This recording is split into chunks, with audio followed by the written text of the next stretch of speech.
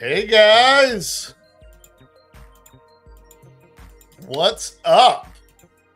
It's your homies, same as it ever was. GP, JFTI, and hi, it's me, just some guy who's buying all the dips and running out of money buying dips. Bags. What's up, boys? How are we? Yeah, we're doing okay. Yeah, like we talked about, pre-show. Definitely feeling the frustration. Out there, we're now in week 14 of this consolidation that we're in, and this type of action and the range bound behavior is where we do the most damage. Both to our psyche and probably our P&L, at least as far as like active guys go, unless, you really shift gears and go to trade in the ranges, not expecting too much follow through in, one direction or the other, and probably even like zooming in rather than zooming out. I would probably say for the day traders, there's a lot of opportunity out there. For the kind of intermediate swing traders, it's a little bit more difficult, just being you're not getting the follow through. Obviously, because we're within range. I definitely gave back some nice gains on a couple trades. So I feel fine. I feel good. It's just I would really like to see. If you zoom in on the Qs down to the daily, I'd really like to see us basically hold where we're at. I don't really want to see us take out today's lows. I've got the Qs up, and this is the daily. We put this level up here. I think it was somewhere back through here. We threw that level across, which is pretty easy to see. And we're just under it, but we're holding the daily 50 by a hair right now. Yeah. So, Nick, I'm with you. I don't think closing right here would be the worst thing, but certainly we'd love to see price, for the bull's sake, right, over or at least toward the day's high, to get you up there a little bit higher, right above this sort of level that we set.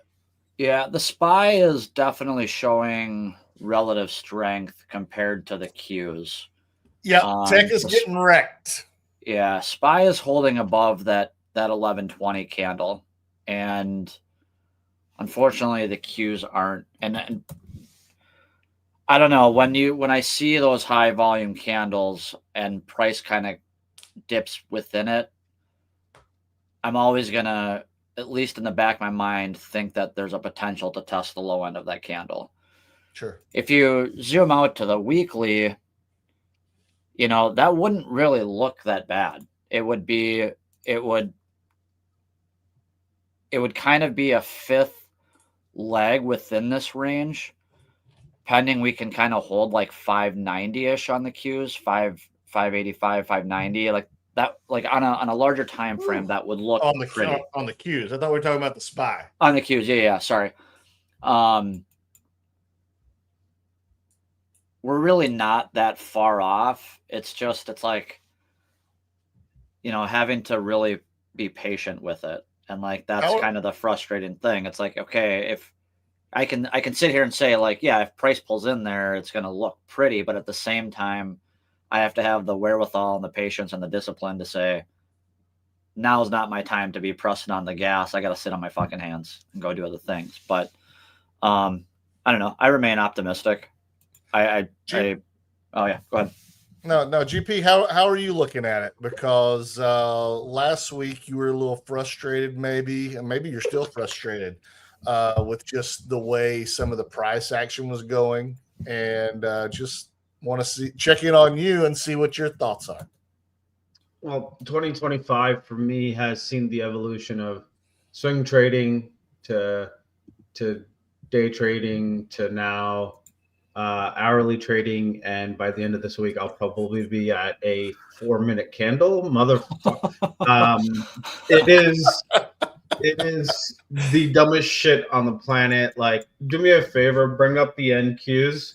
Sure. 5-minute chart. Just, I know you don't do 5-minute charts, but just look at this shit. Look at this nonsense that is this market. It is that right there. Those 4 rejections just intraday. It's telling you that it's holiday times, right? First of all, it's telling you this market is driven by algorithms and nothing else. There's no organic buying or anything like that. So you're fighting the tape. It has now rejected that 4 times. That is the close from yesterday. But like, it's very technical because it's algo driven. Even the overnight where everyone's like, oh my gosh, the market's going to die, close under the 50-day, tag the overnight lows, reverse higher. That was the end of it. Tag the close, the prior day close, got rejected. Tried to do it again, got rejected. Tried to do it again, got rejected. Tried to do it again, rejected. And so if you are not a 4-minute candle trader these days, you are feeling the annoyance, my friends. But what this is showing you in this chop, in this level of frustration that probably a lot are feeling, unless you're, like I said, a 4-minute candle trader now. It's going to be a new category. No more day trading. It's the 4-minute man. Is the strength that will show up for 2026, right? This is positioning stuff for, so what are you looking at here? Just look at over the last month and a half, look at Tesla has shown relative strength. That was the funny thing. I'm leaving it on the NQs right now because you're talking shit and here it goes all of a sudden. Or not. Yeah. I got accused yesterday of being short Tesla. Being short Tesla. I'm like, I've been here since 2014, motherfucker. Like, check your X mentions there, your Twitter mentions. You saw it. Okay. I'm like, guys, we were all tagged. Yeah. I was just like, are you like, just do a little bit of diligence, my friend. Like, just look at my profile before you just make accusations. And then he goes, anyway, I'll let it go. He did apologize. So water under the bridge. But I wish people would take moments. This is what that statement from me was about, is that we are approaching a new year and we are approaching the holiday times. Patience, kindness, and tolerance is a really, really good approach to life versus just assuming the worst of people. And this segment of Life Lessons with GP was brought to you by our next new sponsor that we'll eventually have. But no, GP, I think you're spot on. But it all comes back specific to this Twitter reply. It's time frame, right? So you can think Tesla is going to go down over a certain amount of time frame and still be long-term bullish that it's going to 50,000 or whatever, right? And I think sometimes when we post what we post or say what we say on the show, we might not be as exact with what our time frame is versus what the other person has in their head of their thought of their time frame or what we mean of time frame. So I think it was just a misunderstanding, but it made me laugh. But what I will tell you is, you guys know that being up $4 pre-market is not fucking strong for Tesla. It's just a random day. Yeah, exactly. Like, so for you to say it's strong, you're an idiot. Sorry, you just are. You don't know how Tesla trades then. I'm the king of top ticking, right? Like I did this on Amazon Thursday as the market was first selling down from Wednesday's Fed announcement. So it was red, and then Amazon was green. I was like, oh, look, showing strength. And what did Amazon do? Go down, and everything else went up.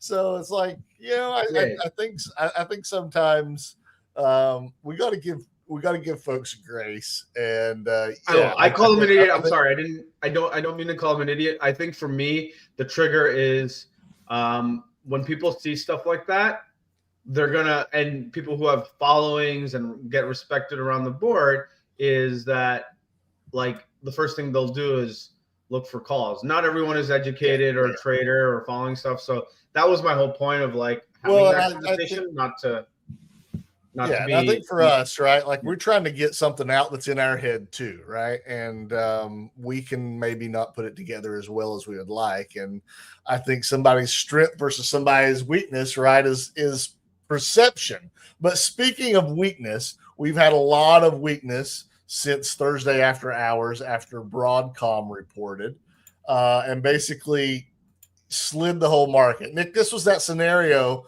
that I was playing into last week that I said, I am holding cash because I think there could be an opportunity here just to make some portfolio construction pieces move around a little bit, right?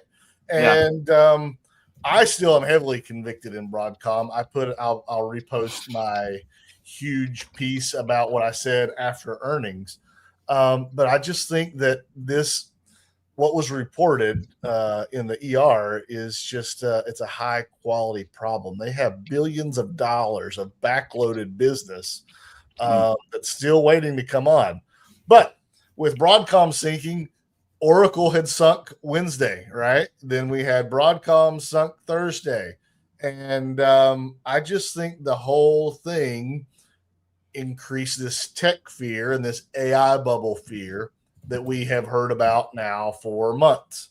And as we know, all it takes is a little scare to shake the market, and then everybody's running for the door because they just want to be the quickest out. I don't see it that way. I think Broadcom, nothing has changed fundamentally about Broadcom. Yeah. But I'm interested in what you guys are seeing in the chips. NVIDIA isn't getting hit as bad as other chips. But GP, like we were saying right before the show started, like AMD's showing pressure on it, and it might lose the bottom. So feel free to go with that cornucopia in whichever way either one of you want. I just feel like we've got a lot of panic over basically not a lot really happened. Yeah, between the NAS and like let's just say SMH, Soxel,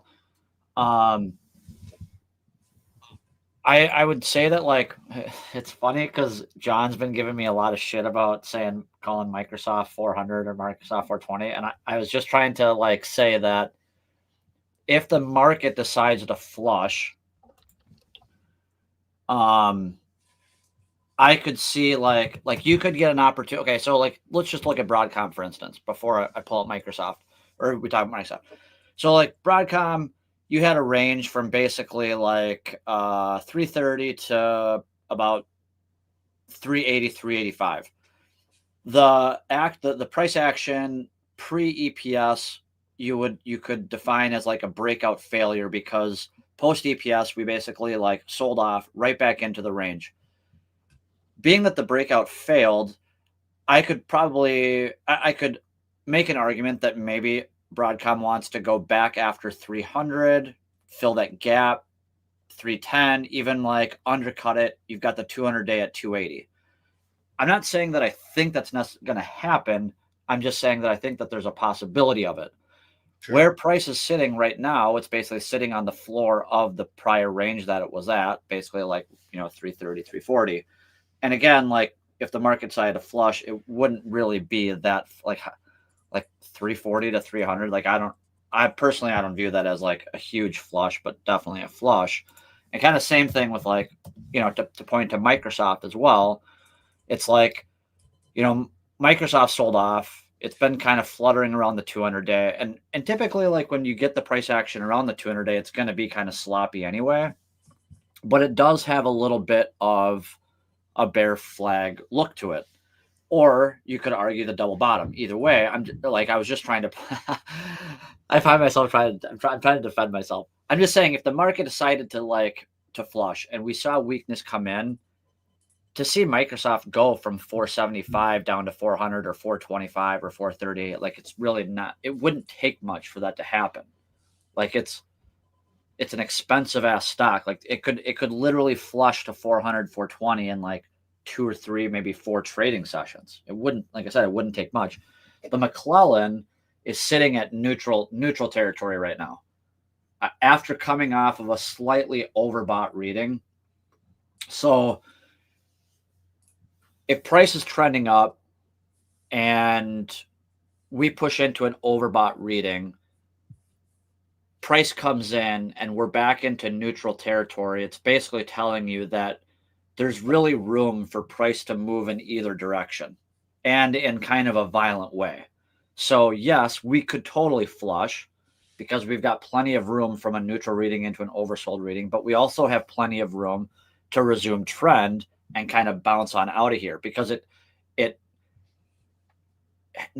getting away from that overbought reading, it's allowing, like, what's the analogy I'm trying to get across? It's like it's allowed the market to breathe a little bit. It's like you basically were running like a 400-meter sprint or 200-meter sprint, and like you got a minute to like kind of catch your breath, and then you can go again. And just as it kind of looks like, even looking at Microsoft, it looks like it kind of wants to hold here. You know, it'd be easy to just set an alert at 490 and look at 493 as a pivot. You know, Broadcom, kind of same thing. Like you could probably, you know, if you're not wanting to get your risk reward here is pretty easily definable if you wanted to try and like catch the knife, because you could just say that, you know, if price takes out 330, 328, like you're fucking gone. So like you're not really risking a whole lot entering Broadcom here. You just want to be like watching the high volume candles, not so much today's session, the prior to, and watch how price kind of climbs within that. But like ultimately, once price gets above 380, like that's when you're wanting to like step on the gas and really making sure that you're involved. I like the SMH, like, you know, CLAC I think still looks phenomenal. LRCX looks phenomenal. AMD, like the potential here for it to be putting in kind of a higher low. I like how AMD undercut the low of the October 6th candle, which was the gap up and it kind of sold off. We undercut the low of that and rallied. And now, twice. Yeah. And now we're kind of like slowly rolling over and kind of putzing around the low of that again. So I think like there's a good potential for a higher low here. I don't know. SMH, I think, along with the NAS, SMH is probably like they've led. You know, like they've led. So it's GP. You don't like AMD right here, or do you? It just looks susceptible, right? And very. That's my concern, is you potentially have this breakaway island top with that OpenAI news, and we know OpenAI is going to struggle to meet all their obligations and all that other stuff, which is why all this stuff has happened. I think for me, right, like, so if we're talking about Microsoft, you have a really clearly defined pivot, right? You have the prior all-time high, and you have the 200 SMA that's sitting here. So you can take this trade and have a very defined risk, right? It's not a lot here, but yeah, I honestly like it, right? Like it's like I took on a long here. I think does it suck that it hasn't done what Meta has done since I took on the same long? Yeah, but I think this doesn't move like Meta ever. Right. And so I'm okay with that. And so I like it. If I get stopped out, I get stopped out. So I like it versus the pivot more than the 200 SMA, but having the rising 200 SMA essentially create a double bottom here, right? The rising double bottom is something that I'm willing to take the bet. It's not a big deal to me. I think stuff like Oracle has bottomed, or Netflix has bottomed, and so the market weakness. Let's talk about Microsoft for just another second. Yeah. GP. I drew my favorite little Batman figure up here, but as we've talked about chart patterns in the past, when they don't play out what tends to happen? They violently rip the other way, right? Yep. And I think Microsoft is very interesting to me right here because while, yes, it has the pattern, so far it hasn't broken down. And to be a true Batman purist, you wouldn't want to see the bear flag. You would have wanted to see it just continue to cascade down from there. So I'm not saying it does or it doesn't play out further to the downside here.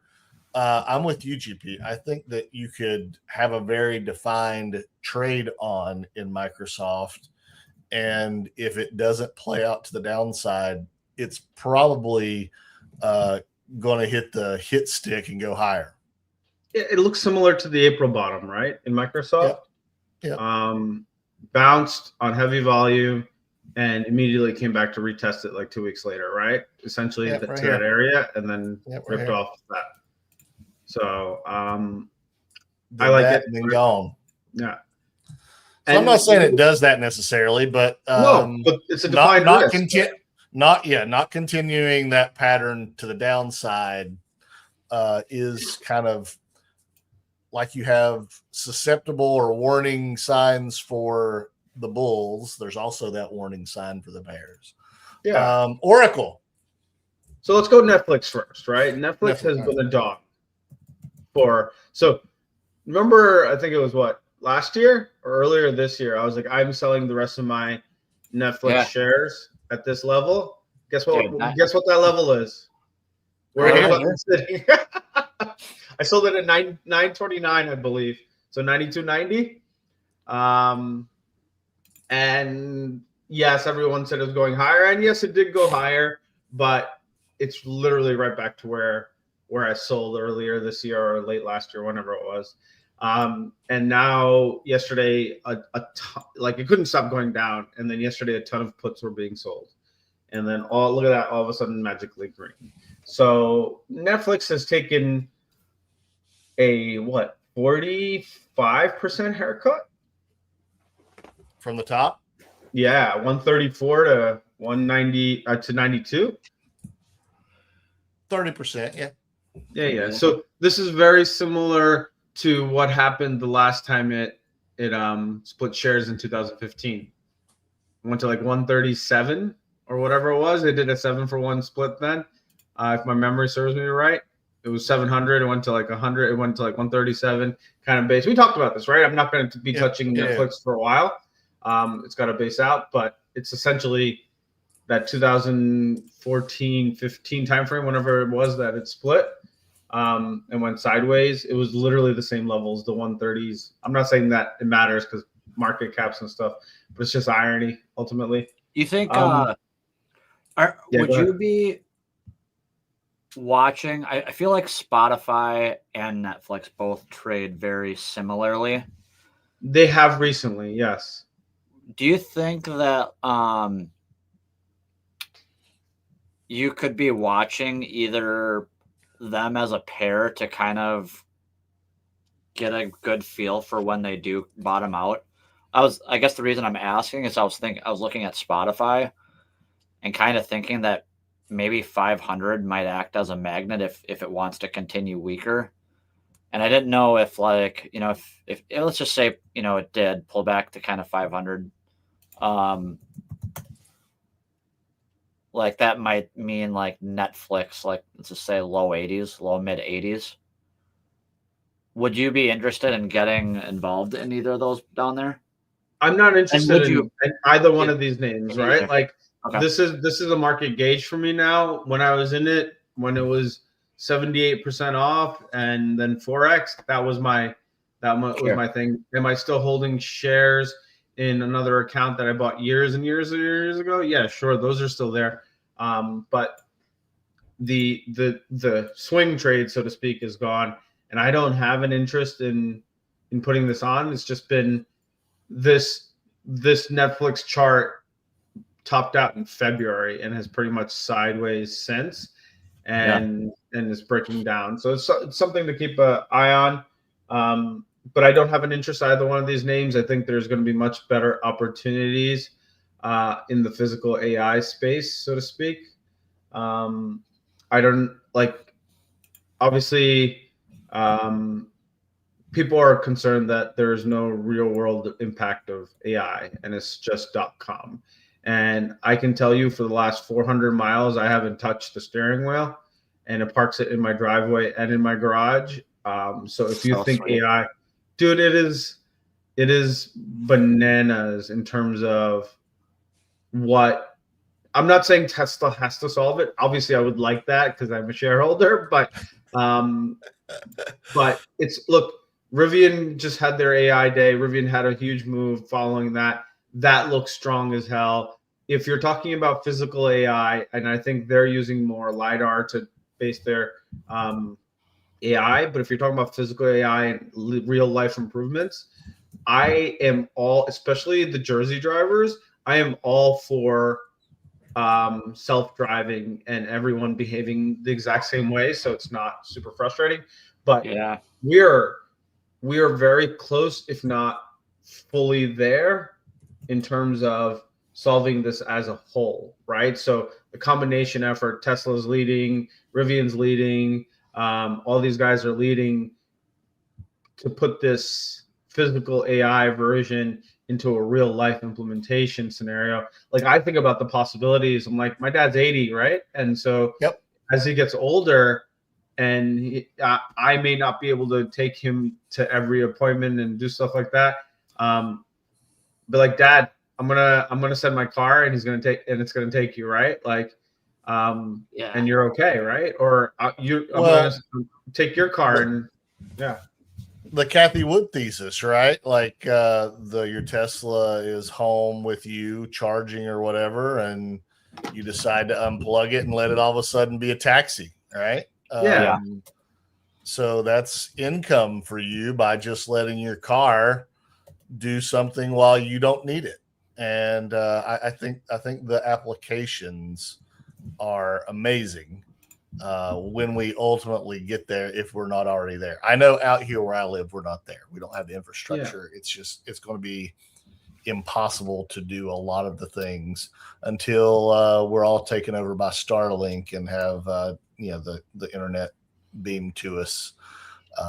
But we're not quite there yet.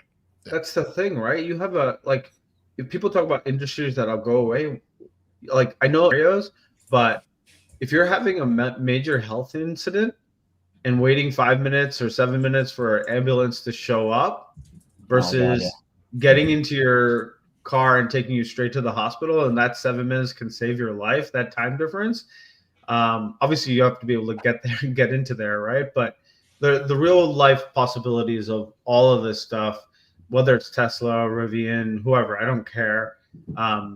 But the actual implementation of this is going to be phenomenal and opens up the doors for so much more optionality, right? It's just the thing, the thing that I've been seeing a lot is like the job scare and how like AI is going to take everyone's jobs. But then on the same hand, like, we could be pushing into an era of like literally everyone has. Like, if AI is doing everything, I mean, not everything, but like, fuck, everything should be super cheap. Other than, let's say, the cost of materials and the cost of goods, like, you removing the cost of labor, the price of labor in any and pretty much everything, the cost of most things should be minuscule. Well, it's not. Yes, it should be deflationary, I think, is what you're getting at. But ultimately, the scare of jobs being lost, this has been the argument about technology from the beginning of time, regardless of what type of technology it is, right? Sure. And ultimately, what happens is it frees up humans to do other work and be more productive, as opposed to taking those humans' jobs away.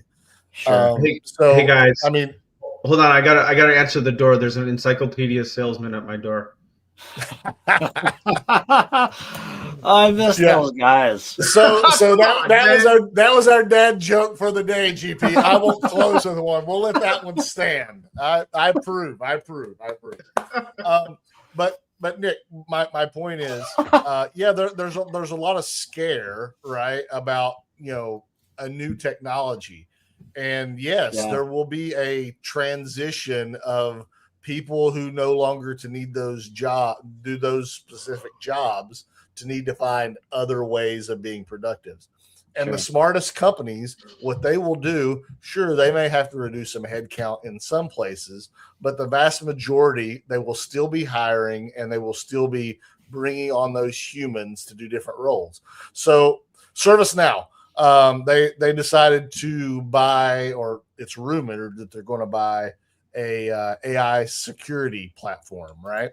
Oh. That was the huge part of the dip yesterday.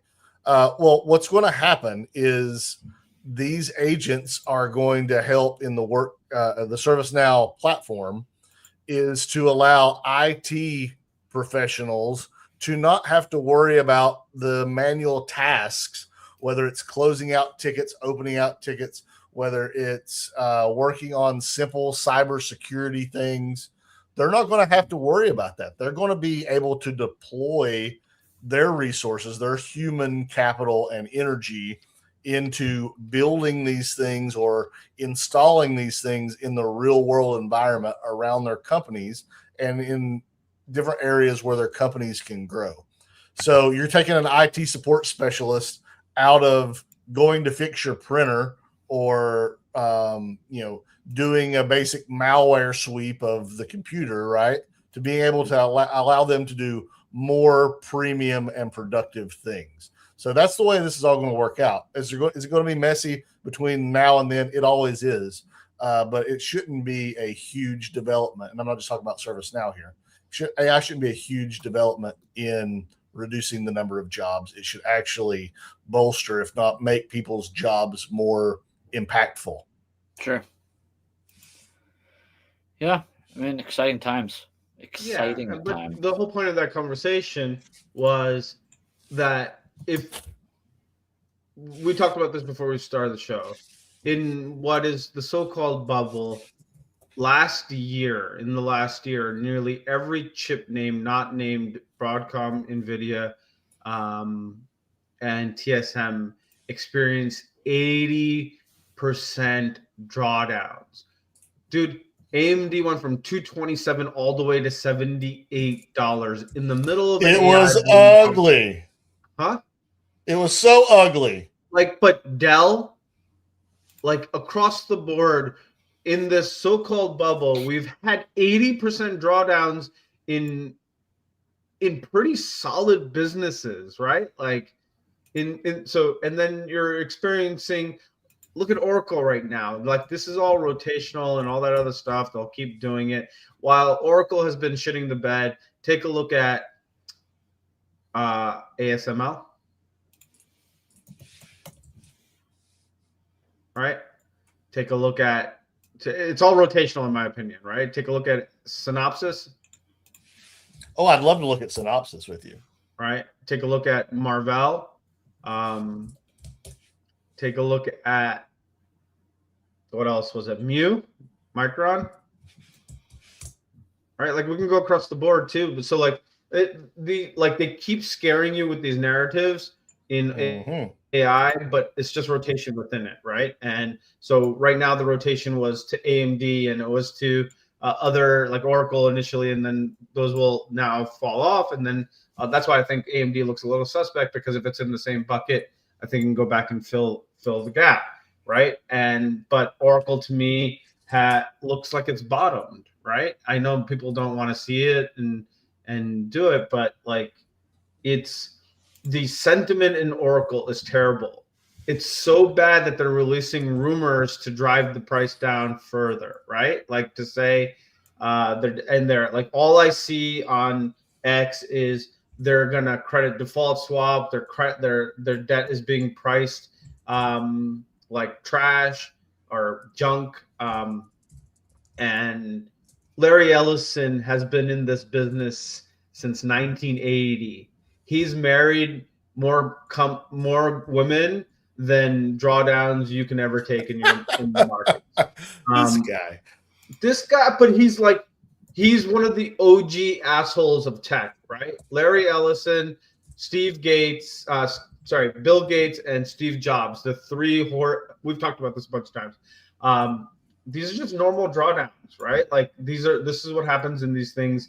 But I'm in the camp that Oracle has probably bottomed, but needs to show up, right? But your risk and reward is there. If it reclaims 188.88, or let's say 190 for better scenarios, I think you're in a camp that you have a great risk to one of these risk to reward.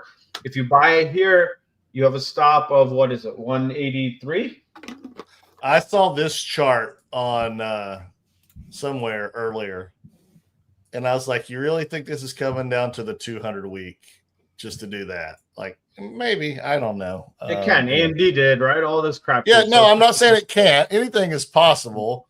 I just like how people's flights of fancy get in their head and they go off on something that has a long way to go before you can start calling those things. If you can, God bless you. But you're risking $5 in Oracle, right? The low is 181.40 and current price is 186.80. So the closer you get to 181, obviously the less your risk, but you're literally risking $1. But these are a lot of technical setups that happen, which is the undercut of the potential bottom that everyone thought because it was a green hammer, right? And the reversal and undercut of those lows. If we reclaim that, that's going to go higher, right? So I like it here. I'm willing to take the risk, but I'm going to trade it, right? That's what you got to do in these moments. So yeah, and anything can trade. I think you have a pretty defined risk here, right? Of what the trade should look like, and if it's going with you or against you.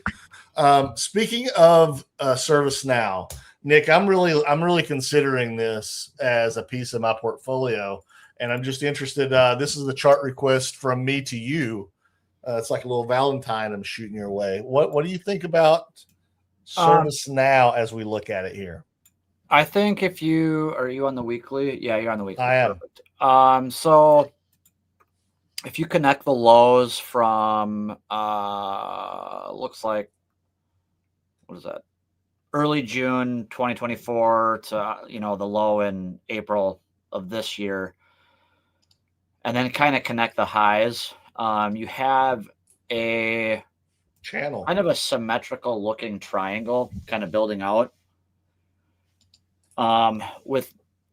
When you zoom down to the daily, now looks pretty decent here, where it's kind of filling that gap at 767.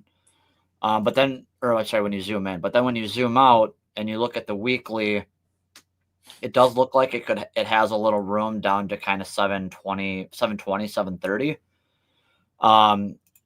In my theory of kind of, 5 waves within a pattern, where if it does decide to put in a higher low within this triangle, your fifth touch, hold on.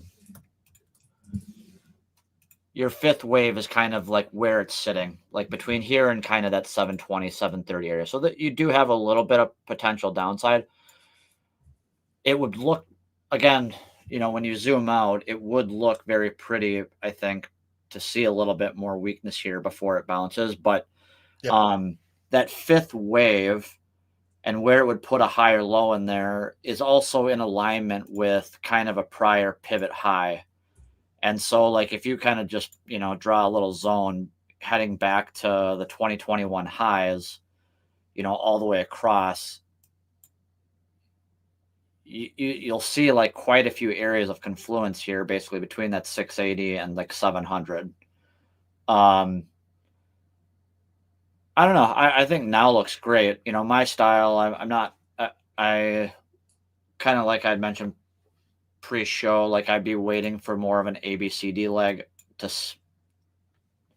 I'd be waiting for my first AB leg or ABCD leg off the lows versus trying to catch the lows in this particular setup. But I think it looks good. And and again, in our theory of like expensive stays expensive.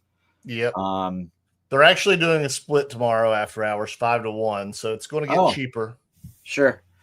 But still, it's still expensive, right? So a 5-1. So what does that make? 700. Does that make it?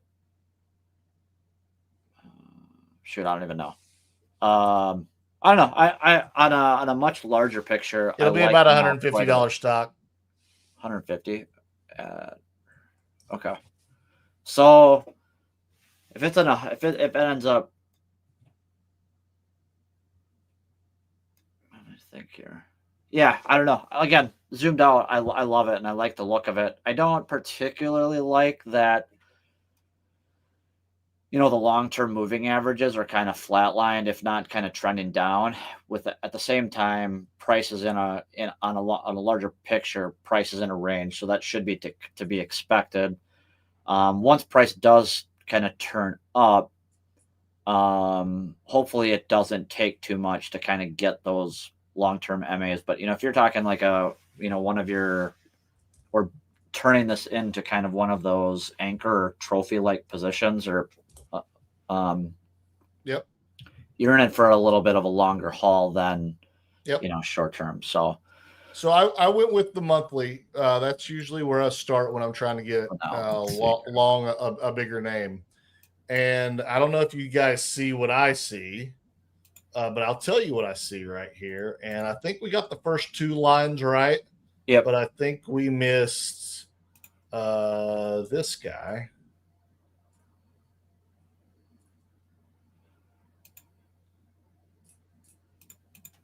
Now you see what I see. And I say that because you had all of these wicks. And then when it bounced, you had all of those wicks, right? This is the only one that lost, but it came right back, right? It closed above. So I think if it holds here at 760-ish, you can go down to 750 something. I think it's a candidate to resume trend. If it gets that down into here, Nick, I think you're spot on. Somewhere around that 17s area down to 680 is the most likely spot. But then at that point, like after 680, it's probably got another 50 points at least before it catches a bid. And GP, I think you said that there was a volume shelf down there somewhere, right? 638. 638 is where there's a weekly candle. So just stay on the monthly for a second here, is that I don't like monthly charts that make new lows, right? And it made a new low here. So for this to, for me to be comfortably along this, by the time the month ends, it needs to reclaim the prior month's lows, which I believe is 795. So like you can start building, you can start, if you want to start building a position, so to speak. But that's what I'd be looking at in terms of monthly candles, because when you have these little pokes above or below and you don't have follow through to the upside, they tend to break down the other way, right? So if you have that happening here, which is a poke below and then come back above, you want that to reclaim and close above and then go higher, right? So yeah, I'm in no hurry. This was one of the names back in March and April that I had identified that I wanted to be involved with, and I still do. You see that April low is still intact down there at 683, but currently we're below where both March and April closed. So GP, I agree with you on last month's close, but when I see the two bigger volume bars for the year and you're still below them, it's still sus. So while I want to be in, I'm not guns blazing buying just yet. But I do think over the long term, I think it's a good position for me as a long-term investor to snag at a discount if I were to get it. So the other thing that if you're noticing price action across other assets, right? And so into Nick's theory about Microsoft and whatnot is that a lot of these names are retesting their 4-9 candles, right? The April 9th candles. Meta just did it. So if Service Now does that, then that's what I'd be looking for as well, the 4-9 candle, which I don't know where it's at because I don't pay attention as much, but You'd probably be yeah. looking at the low of the which is 4-9 exactly candle. where we're under that actually, right? Yeah. Yep. So that's the other part, but it's testing the 4-7 candle. So this kind of area, the April bottom is definitely the one I'd be watching because that was a significant bottom, right, across the market. Yeah, you're inside the 4-9 candle. It's this big one right here. Yeah. I don't know how well And you guys can see. Is it basically filling that gap? This is the bottom one. That it's down in the gap. Yeah. Yeah. So it's filling that gap currently. So yeah, and it's holding the gap. So it probably is a good place to take it because you have your defined risk and reward. While we've been talking for the last 45 minutes, I've now gone from a 4-minute man to a 2-minute man. This is fucking terrible. Yeah, it looks. But VIX expiration tomorrow. That's the last one of the year.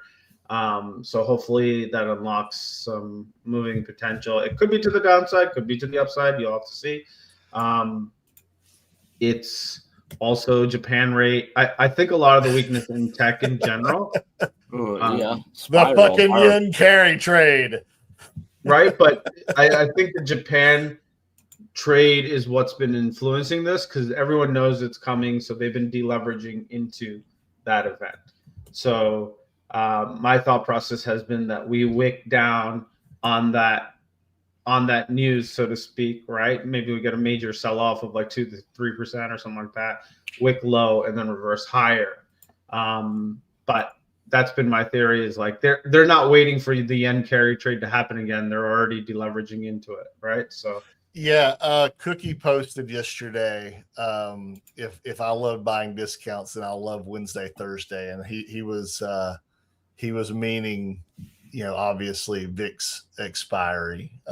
So he pays quite a bit of attention to that. And just from knowing him, when he said Wednesday, Thursday, I was like, I bet we have VIX contracts coming up. And sure enough. Yeah. Today's the last tradable day for the VIX contracts for the year. And so positioning can get reset off of that as well. And hopefully unlocks us, whether it's to the downside or upside. We'll have to see what the price action is. But at least we'll get some movement, right? At least it becomes more tradable than this garbage. We had some questions about Amazon and what you guys think about Amazon. I bought 220 back here. So my thesis still sticks. I think it could come to 200, but I think 220-ish, even 222 is a good buy. I went big into Amazon and Broadcom from Thursday to Friday to yesterday, and I'm thinking about pulling the trigger on some more as we're doing this show. So you guys go ahead and say what you think about Amazon, but my trade is still there. I'm looking at Amazon very similar to Microsoft. I think that there's a potential for a flush.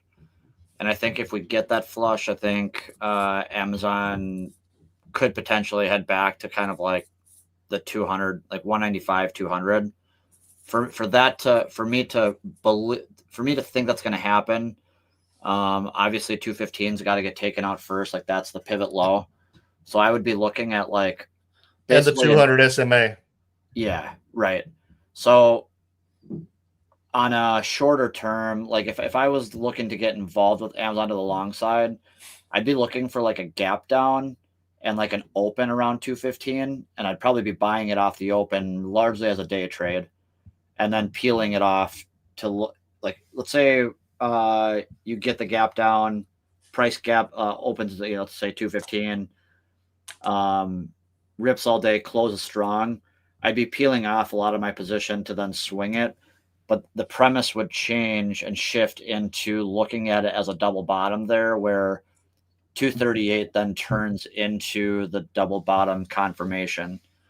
In the event that that's not how it plays out and price just gets real weak, I'd be looking for like a definitive kind of a wide range bar close below 215. And then I'd be in the camp that we're going after the 195, 200. You know, it's like, yeah, it's sorry, Nick. No, I'm just saying it's like kind of like looking at the mag names and like the QQQ as it is. It feels like we're very kind of like we're teetering, where a potential flush could play out. Like when I say like a Q's flush, like, I mean, that's just saying Q's from where we're at 610, probably down to like 580. You know, it's 20, 30 points lower from here. What does the what do the mag names look like in that type of move in the Qs? It would likely be like kind of GP pointed out earlier, like testing the high of like that 4.9 candle, testing the high of that 4.9 candle. So like looking at Amazon, that's kind of where you would be. I mean, the high of the 4.9 candle on Amazon is like, I think 192, 193. So like you'd be kind of right there. Or in the event that it holds like 198 and holds that gap low, there's a lot of potential kind of if thens and how you just got to take it a day at a time. But I think I'm not in Amazon of the mag names right now. So, I love when I see a chart that's true. And by true, I mean, has consistent behavior. Sure. And during this trend, the 9 has been the key the whole way. So that's the blue line here on the screen. And you see it get breached a couple times, most notably at the beginning of this year. But what does it do? It pushes back and closes back above it. So you're right now just teetering on what the 9 monthly is. So until 222 is taken out for the month, I don't think I can count out Amazon going much further down than sort of that 215 level that I kind of mapped out earlier, which also coincides with the 50 weekly. It doesn't look great because under the daily, it's under all the moving averages. So you want to see that get reclaimed. But again, it's one of my higher conviction trades, and I just feel like I'm getting it on a discount right now. So if it continues moving higher with the trend, awesome. If it goes lower, I put some more powder to work later. GP, any take on Amazon? It's like my gold trade. Wait for it to actually break out to not be involved in the chop. It's your call. It's been pretty much sideways for a better part of a year plus. It's underperforming. It's still outperforming Tesla, but it's underperforming its counterparts. I mean, it's currently only up 1.25% on the year. Yeah, so but even from 2020, right, is barely up, right? And all this stuff is growing. I just like wait for the breakout. Look at Google after it broke out. That's what it reminds me of, GP. It reminds me of the way Google performed before it broke out. Yeah, so just wait for that. You'll see that moment, right? You saw it in Google. You didn't have to buy it at 140, 150 where it was. You could have bought it at 180 and still done really well. Or I could have just done what I said I was going to do and bought it at 145, but I didn't. But yes, that's another story for another day. Look, Google is starting to break down again, though, right? And so Google breaking down gives me more credence to the question that we got in the chat about Meta, right? Meta is green, Google is red. It is now filling that gap. It's an island formation, so to speak, after a monster move in a mega cap name. A pullback to the 20-week, which is at 260, is not unheard of after these big moves. It would create a nice flag and then allow rotation to happen in other names as well. Meta, I really like it. It has performed really well off that 587 buy by me. I have trimmed some there around 637, and the next trim for me will be hopefully higher. I like it. I like it overall. It shows relative strength. Look at today. It's red. It's green while the markets are in disaster mode again. I've now officially swapped to a 1 minute man. It is. SPY and RIVN definitely got weaker. Everything got weaker, dude. And NQs that have been strong today are now about to join the camp of making new lows like everything else did. There's a wick in Meta that got to 709, and the old if it prints there, it trades there conversation is a possibility that Meta pushes towards that. Do I know when, where, why, who, or what? No, I don't know any of that stuff. But that's the type of bounce you want to see from a stock that's been destroyed. It was well below the 200 SMA and all that other stuff. And like 2022, you had Mark come in and tell you that they're done spending ridiculously on some things. So it could be the start of a bigger trend, but so far it's holding exactly where it needs to. If it loses this area, I'd start like that 637 area where I trimmed. I would start reducing stock exposure as well. Can't hear you, Ben. You're on mute. Yeah, I'm muted. I did that because I took a drink. Hey, Nick, one thing that you had brought up on the pre-show was, you had two things that had been working for you, silver and Tesla. But you were a little, I shouldn't say unhappy with yourself, but something that I think you said you should have known was some of the give backs. You want to talk about that and the psychology of that a little bit? Yeah, I'm sure. Like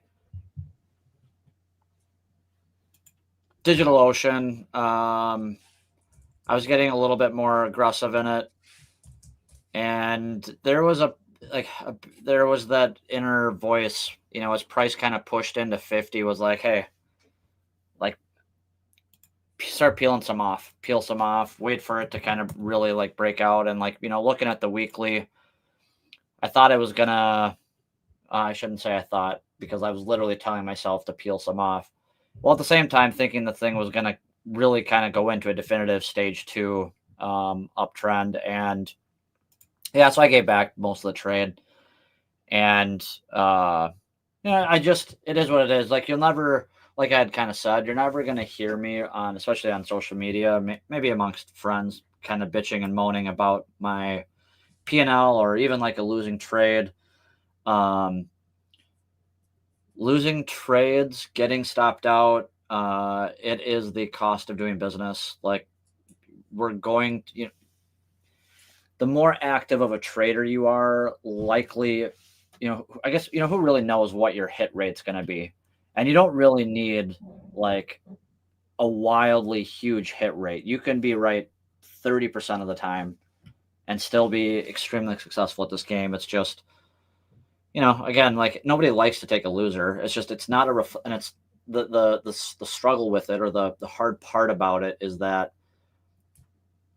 a lot of those that really wrap their identity into trading and investing also have a habit out of, and like a hard identity around being right. And so like taking losses, it's almost like this personal attack, as if like, this is a reflection of who I am. Like, you're not a reflection. Like, who you are as a human, like your last trade, your last 5 trades, is no reflection of who you are, or even like your skill level, or who you are as a trader, investor.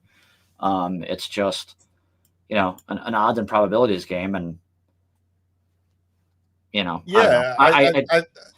think you're exactly right. It's the cost of doing business. Yeah.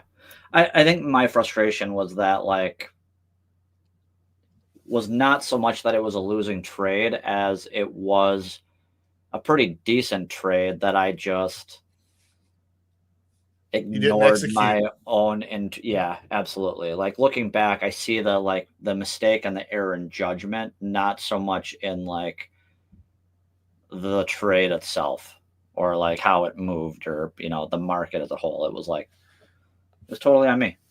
Yeah, well, I think it's regardless of what people see out there on FinTwat and social media, right? Like, not every trade's a winning trade, but you could still have a winning trade and not executed how you wanted to execute, which I think that's what it comes down to, right? Is executing what you see and not being indecisive about it a lot of the time.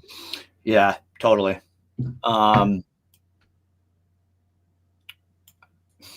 Yeah, the other trade was, Lunar, both of those, I was getting it. Actually, they both kind of brought me back to 2022 vibes, where everything in me was telling me just to sit tight or even peel some off, rather than either staying as aggressive as I was, and certainly not like legging into them. Like Lunar, for instance, like I didn't do it. It wasn't quite the same as Doc N, because I was largely waiting for kind of that 13 area to get definitively taken out before I just kind of doubled my position. But at this point, it's like, I don't know. It is what it is. And like, some trades are not going to work as badly as we want them to. I don't know. Well, it's not about holding the losers, right? It's about getting rid of the losers. When it's not working out, it's time to cut them, and that's what enables having a lower hit rate, increase your portfolio, right? Because you're not letting those losers drag more than what they already have. It's redeploying that capital into things that are actually working, or trade setups that you have high confidence in and working, right, GP? Yeah, absolutely. It's keeping the losses small, right? So and letting your gains and realizing what markets are. I think a lot of people don't understand how we're in a bunch of chop, right, Nick? And I'm not saying you don't understand, but we've been in a range since September. Things are breaking out without the markets breaking out. Are less likely, right? So totally. I'll talk about the Rocket Lab trade, right? Entered at 42, and exited more than half my position at that 63 level, because I think it's going to be hard to get through these levels in this current chop market. So if I'm in the camp, especially with all the things that were coming up this week, like the Japan rate decision and all that other stuff that's coming up. I know you don't pay attention to all those news things, but those are market magnets, right? In terms of when price actually can explore out of the range, right? Whether it's lower or higher, you're not going to know till that, and it's just going to chop between there. So I'm like, okay, I'm just going to take profits, because this market's not conducive to breakouts, right? And I made the same mistake with a lot of names in like July timeframe as well, right? Like, I think it's going to break out. It didn't break out till September, and pretty much watch the P&L be flat for 3 months, and you're like, this is beyond frustrating, right? Ultimately. And so I'm like, all right, I'm gonna change my approach to being more short term, which is why I'm now a 30-second man. He's gone from a 4-minute man down to a 30-second man in a matter of an hour. We're on the They're like, but that's Nick. I think it's just, are we in a potential of the market breaking out? No. So will stocks break out? Probably not, unless they're in the defensive camp space, right? Like J&J is breaking out. AMZN was doing really well. Like, these are defensive names. So if you're looking anywhere specifically, I'd be looking in those types of names for breakouts, not Momo names. Momo names need momentum. Yeah, totally. Ultimately, right? And look, Tesla love the Momo. Tesla's the ultimate Momo, right? And it is sitting $6 or today $6 under all-time highs. it will not go. Well, Tesla's actually contrarian of everything. The market actually will need to break down for Tesla to break out. But that's a whole different conversation. But it's a tradable pivot right now. No one's going to chase this market into the Japan rate decision. So we know it. Like, this is why I always say that Tesla needs to gap and go out of ranges for it to actually behave better. When it gaps into ranges, it doesn't trade as easy, right? That's why the $4 isn't strong. That's like, this is a stock that went from 214 to 488 in a matter of 2 months from October to December. And why $4 ranges aren't strong, why $10 ranges aren't strong when your ATR is 18 plus, right? It's a 5-minute candle is what that is for Tesla. But do I chase this breakout in Tesla? I did from last week, but would I be chasing here? No, right? Because the markets aren't.